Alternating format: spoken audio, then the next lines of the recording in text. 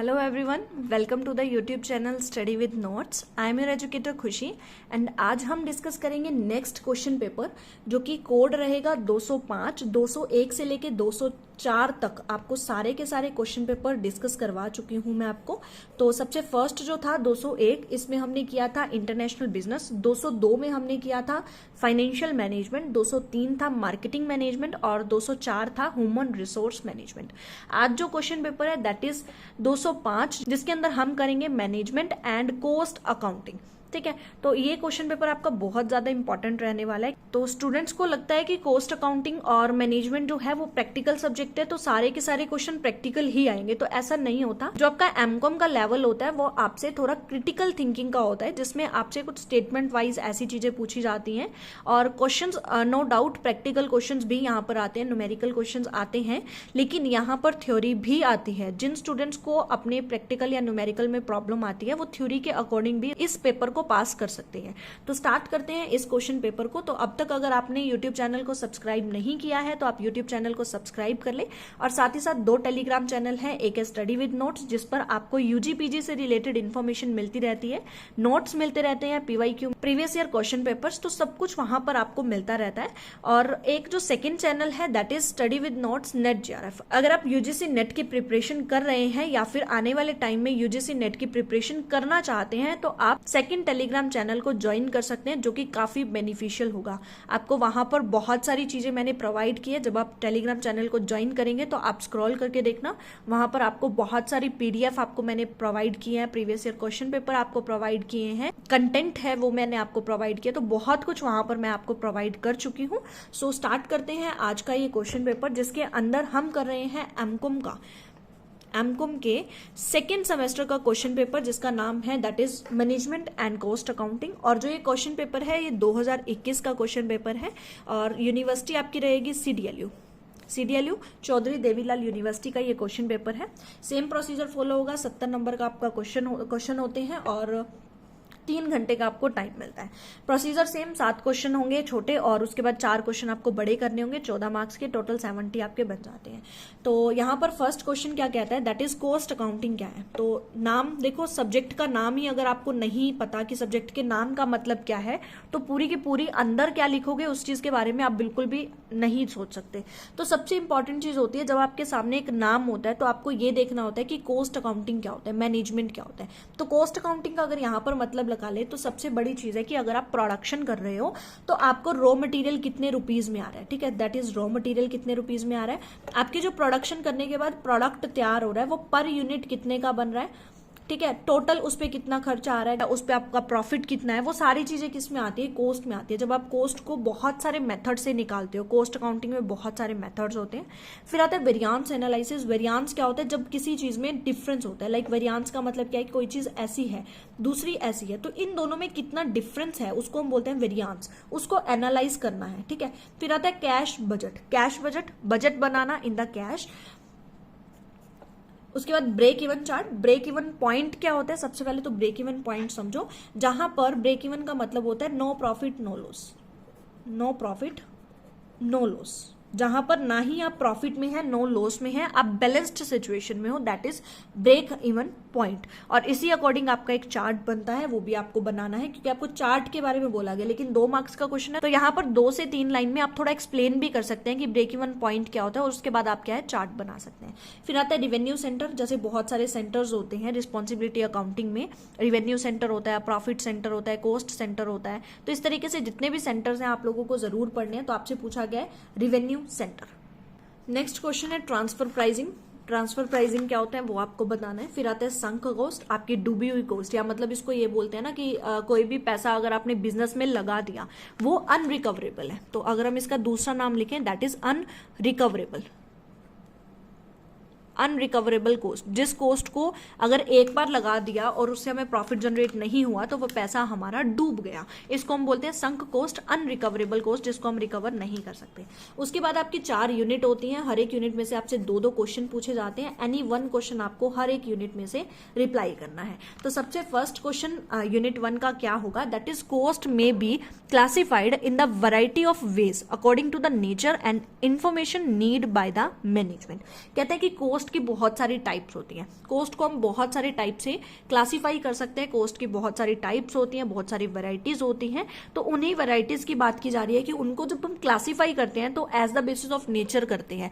बहुत सारे नेचर से हम क्या है उनको क्लासीफाई कर सकते हैं, उनको बाइफरकेट कर सकते हैं। तो आपको वो सारा बताना है, एक्सप्लेन। यहाँ पर बेसिकली आपको कोस्ट को एक्सप्लेन करना है, कोस्ट क्या है और उसके कितनी टाइप्स होती हैं, उसको किस तरीके से हम बाइफरकेट कर सकते हैं, और एज पर द मैनेजमेंट की नीड क्या है, इंफॉर्मेशन नीड क्या है, उस अकॉर्डिंग भी हम क्या करते हैं, कोस्ट को बाइफरकेट करते हैं। नेक्स्ट हमारा क्वेश्चन आता है, what is the role and responsibility of management accountant. जो मैनेजमेंट का अकाउंटेंट होता है उसकी रोल्स क्या होती है, उसकी रिस्पॉन्सिबिलिटी क्या होती है, किसमें, मैन्युफैक्चरिंग बिजनेस ऑर्गेनाइजेशन में। मैनेजमेंट अकाउंटेंट की मैन्युफैक्चरिंग बिजनेस ऑर्गेनाइजेशन में क्या रोल्स हैं, क्या रिस्पॉन्सिबिलिटीज हैं, आपसे पूछी गई हैं। नेक्स्ट यूनिट में अगेन आपसे 2 क्वेश्चन पूछे जाएंगे, एनी वन। आपको कोई एक क्वेश्चन इसमें से करना है। फर्स्ट क्वेश्चन क्या कहता है, that is explain the objectives of budgetary control. Budgetary control क्या होते हैं, उसके ऑब्जेक्टिव्स को आपको एक्सप्लेन करना है।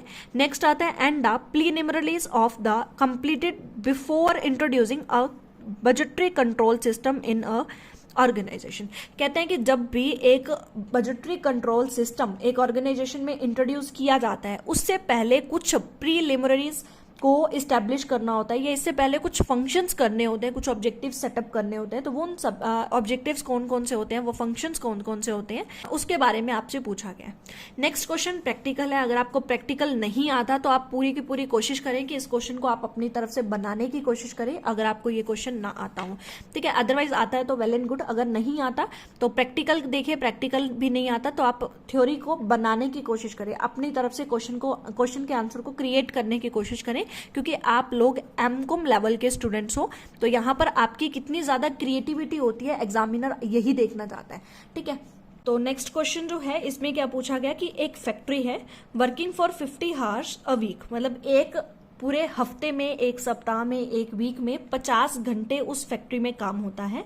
Employees 100 workers on the job work, 100 workers उसमें काम करते हैं, और जो स्टैंडर्ड रेट है वो क्या है, 1 रुपीज पर हार है, और स्टैंडर्ड आउटपुट कितना है, दैट इज 200 यूनिट्स पर गैंग हावर, ठीक है। आपको 200 यूनिट्स प्रोड्यूस करनी है, और जो स्टैंडर्ड रेट है वो है 1 rupees per hour. During the week of June के सप्ताह में क्या हुआ, 10 वर्कर्स, 10 एम्प्लॉइज जो हैं उनको जो है पेमेंट की गई वो है 80 पैसे, मतलब 1 रुपए से भी कम उनको पेमेंट की गई पर हार के लिए। और उसके बाद 5 ऐसे एम्प्लॉइज हैं जिनको 1.20 रुपीज दी गए एनआर, ठीक है। उसके बाद रेस्ट ऑफ द एम्प्लॉइज को क्या दिया गया, स्टैंडर्ड फॉर्म में दिया गया। मतलब अगर हम ये कहें कि 10 एम्प्लॉइज को उन्होंने दिया 80 पैसे, और उसके बाद 5 एम्प्लॉइज को उन्होंने 1.20 रुपीज कर दिया, मतलब 1 रुपए और 20 पैसे हम इसको बोल सकते हैं। उसके बाद जितने भी इनके एम्प्लॉइज बचे उनको इन्होंने एक स्टैंडर्ड जो फॉर्म इनका चल रहा था 1 रुपीज वाला, वही 1 रुपीज इन्होंने फॉलो किए बाकी रेस्ट ऑफ द एम्प्लॉइज के लिए, बाकी बचे हुए एम्प्लॉइज के लिए। तो actual number of unit produce जो है वो 10,200 10,200 इनकी यूनिट्स प्रोड्यूस हुई है। तो अब यहाँ पर आपको लेबर कॉस्ट वेरिएंस निकालना है। अगर आपको इसको निकालना आता है तो आप इसको निकाल सकते हैं, अदरवाइज इस टाइप के क्वेश्चन में आप क्या कर सकते हैं, आप इस क्वेश्चन को बनाने की कोशिश करें, क्रिएट करने की कोशिश करें। अगर आपको ये आता है तो आप you will go with this question, otherwise you will do this. Okay, so question number 3 again एक प्रैक्टिकल क्वेश्चन, न्यूमेरिकल क्वेश्चन आपकी स्क्रीन पर। सबसे पहले क्या बोलता है, with an view to increase the volume of sale. कहते हैं कि सेल की वॉल्यूम को इंक्रीज करने के लिए एक एम्बिटियस एंटरप्राइज, मतलब एक एंटरप्राइज है, has to mind a proposal to reduce the price of its product by 20%, कि हमें क्या करना चाहिए, प्राइस को कम कर देना चाहिए, सो दैट सेल जो है वो इंक्रीज हो जाए। ये तो हमारे इकोनॉमिक्स का एक रूल भी है ना, कि अगर हमें डिमांड को बढ़ाना है तो हम क्या करें, प्राइस को रिड्यूस कर दे। प्राइस के रिड्यूस होने से हमारी जो डिमांड है वो अपने आप बढ़ जाएगी। उसी तरीके से इन्होंने सोचा कि अगर हमें सेल को बढ़ाना है तो हम 20% से क्या करें, अपने प्राइस को रिड्यूस कर दें। No change in the total fixed cost, कहते हैं फिक्स्ड कॉस्ट में किसी भी तरह का कोई भी चेंज नहीं हुआ, ना ही वेरिएबल कॉस्ट में चेंज हुआ पर यूनिट एस्टिमेशन, तो कोई भी चेंजेस नहीं हुए, नो चेंज। उसके बाद the directors however desire to present level of profit to be maintain, तो लेकिन डायरेक्टर्स क्या चाहते हैं कि जो भी प्रॉफिट है ना वो उसी लेवल पर बना रहे, प्रॉफिट रिड्यूस ना हो, प्रॉफिट रिड्यूस ना हो, प्रॉफिट उसी लेवल पे बना रहे। हमें सिर्फ क्या करना है, प्राइस को कम करके सेल्स को इंक्रीज करना है, प्रॉफिट उसी लेवल पे बना रहे। तो इस बेसिस पे इंफॉर्मेशन कुछ दी हुई है, लाइक सेल जो है 50 1000 यूनिट्स की होगी है, जिससे इनको अमाउंट जो रिसीव हुई है दैट इज 5 लाख। मतलब यहाँ पर क्या हुआ, 10 रुपीज किसी भी चीज का अमाउंट रहा होगा। उसके बाद वेरिएबल कॉस्ट जो है वो 5 रुपए पर यूनिट है, और फिक्स्ड कॉस्ट अगर हम देखें तो दैट इज 50,000। मतलब कि 50,000 ही यूनिट है और 50,000 ही इसकी कॉस्ट लगी है, फिक्स्ड कॉस्ट। तो मतलब हम अगर देखें तो 1 रुपीज पर हो गई ना, पर यूनिट, ठीक है, 1 रुपीज पर यूनिट हो गई। टोटल कॉस्ट कितना आ रहा है, 6 रुपए का, क्योंकि unit per unit variable cost 5 है, और हमने यहां पर देखा 1 रुपीज किसका निकला, पर यूनिट फिक्स्ड कॉस्ट निकली। तो टोटल 6 रुपीज क्या है, कॉस्ट आ रही है। एज पर दिस हमें क्या करना है, advise management on the basis of various calculation made on the data. तो यहां पर हमें क्या करना है, हमें मैनेजमेंट को एडवाइज करना है कि हम किस तरीके से अपनी प्रेजेंट लेवल के प्रॉफिट को बिना कम किए, बिना उसमें मैन्युपुलेशन किए, बिना उसको रिड्यूस किए, हम हमारी सेल को बढ़ा सकते हैं with the decrease in price. तो बहुत इजी क्वेश्चन रहेगा, अगर आप लोगों को ये चीज निकालनी आती है तो आप इसको निकाल सकते हैं। और इस क्वेश्चन के ऑप्शन में जो क्वेश्चन दिया गया है that is what is the cost volume profit analysis. अगर आपको पता है कि कॉस्ट वॉल्यूम प्रॉफिट एनालिसिस क्या होता है तो आप इस क्वेश्चन को करिए, और साथ ही साथ ब्रेक इवन एनालिसिस, वो तो मैंने आपको बताया ही ना, ब्रेक इवन पॉइंट क्या होता है, नो प्रॉफिट नो लॉस। उसी तरीके से आप चार्ट भी बना सकते हैं, और उसी तरीके से आप क्या कर सकते हैं, एनालिसिस भी कर सकते हैं इस चीज को, and what are its assumption, और इसकी अजम्पशंस क्या होती हैं। तो अगर आप प्रैक्टिकल क्वेश्चन से डरते हैं या न्यूमेरिकल क्वेश्चन आपको नहीं आता, जो 6th क्वेश्चन था, तो आप इस क्वेश्चन के साथ जा सकते हैं, क्योंकि आपके पास अब कोई ऑप्शन ही नहीं रह जाता।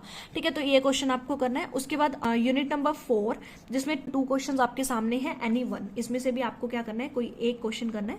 सबसे first define economic value added. Economic value added क्या है, जिसे हम वैल्यू एडिशन भी बोलते हैं। तो वैल्यू एडेड क्या है वो आपको बताना है, साथ ही साथ इसकी एडवांटेजेस और डिसएडवांटेजेस आपसे पूछे गए हैं। इजी क्वेश्चन है बहुत ज्यादा। उसके बाद what do you mean by decentralisation. Decentralisation क्या होता है, स्टेट द कोज, इसके कारण क्या है और इसके बेनिफिट्स क्या हैं किसके, डिसेंट्रलाइजेशन के। तो डिसेंट्रलाइज तो मैंने आपको टॉपिक कवर भी करवाया हुआ है, इसमें से भी कुछ टॉपिक्स आपके कवर हैं, लाइक बजटरी आपको मैंने कवर करवाया हुआ है, प्रैक्टिकल पोर्शन मैंने अभी नहीं करवाया, रिस्पॉन्सिबिलिटी अकाउंटिंग मैंने आपको कवर करवाया है, संक कॉस्ट करवाया हुआ है। तो बहुत सारी ऐसी चीजें जो मैंने आपको कवर करवा रखी हैं, आप लोग कंटेंट में भी वीडियोस देख सकते हैं। ठीक है, सो हिंदी वर्जन भी आप देख सकते हैं, क्योंकि काफी स्टूडेंट्स की डिमांड रहती है हिंदी वर्जन की। हिंदी मीडियम वाले स्टूडेंट्स को हिंदी मीडियम में भी देखना होता है, तो हिंदी मीडियम वाले स्टूडेंट्स देख सकते हैं इस क्वेश्चन पेपर को। और अगर अभी तक आपने YouTube चैनल को सब्सक्राइब नहीं किया है तो YouTube चैनल को सब्सक्राइब कर सकते हैं।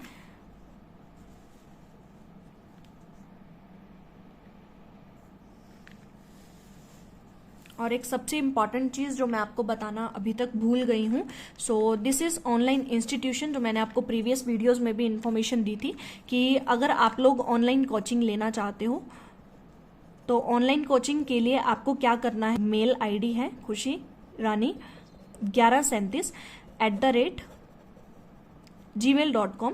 तो आपको इस पे क्या करना है, आपको 4 चीजें आपको इस ईमेल आईडी पर पोस्ट करनी है। सबसे पहले तो आपका नेम, आपके कोर्स का name, like MCom, MA, BBA, MBA, जो भी आप कर रहे हो आपको आपका कोर्स।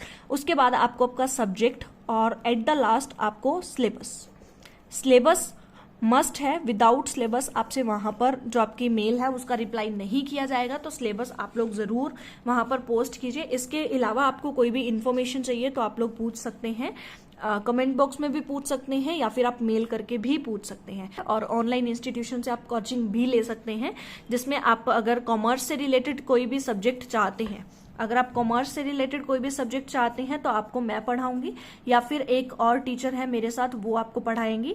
और उसके बाद अगर आपको किसी और सब्जेक्ट की चाहिए, लाइक आर्ट्स या साइंस से रिलेटेड कोई सब्जेक्ट है उसकी चाहिए, तो आपको उस सब्जेक्ट के एक एक्सपर्ट टीचर से मिलवाया जाएगा, वही आपको उस पूरे सब्जेक्ट को पढ़ाएंगे। और इसके लिए 1 डे ट्रायल रहेगा, 1 डे ट्रायल।